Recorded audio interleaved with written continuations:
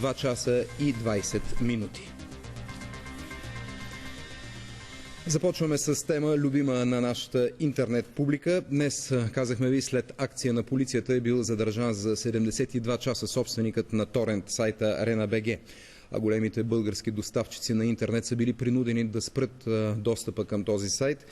Явно държавата взема страна в интернет двубоя между икономическите интереси на два отбора. В единия са създателите на софтуер, музика и филми, а в другия отбор са потребителите и интернет доставчиците. Ето анализ на днешното положение от Милен Кандарашев, Елеонора Димова и Андрей Рашев.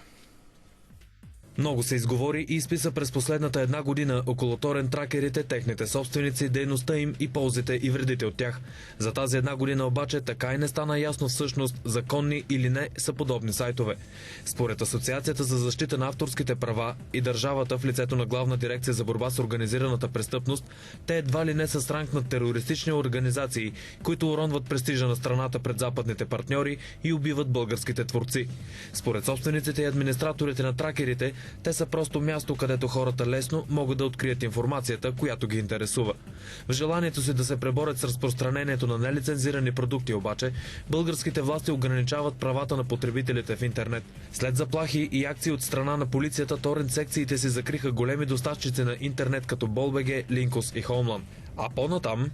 Другите тракери, предполагам, че ще се съобразят с тези действия, които извършваме и ще се самоспрат. Предполагам. Гледам, че има някои сега набират аплоудари. Ако си мислят, че от тук нататък те ще заемат местата на тези другите, просто им казвам, че купуват фабрика на 9 септември. Затварянето на сайтовете е първата стъпка от налагането на цензура върху интернет в България.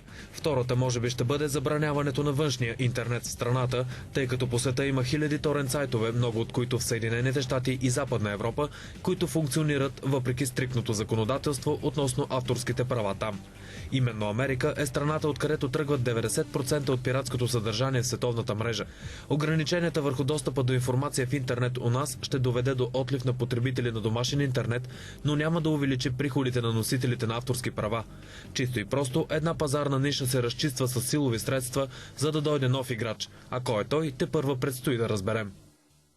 Незабавни бяха реакциите на потребителите по интернет форумите от затварянето на торент сайтовете и от ограничаването на достъп до Arena.bg. Ето част от мненията. Проблема с торентите ли е най-голямата болка и нужда на народа сега, та са се захванали с нея? Хората нямат хляб да ядат, нямат работа. Здравеопазването е под всякаква критика. Не пише ли в Конституцията, че здравните услуги са безплатни? Това не е ли престъпление и то на основния закон?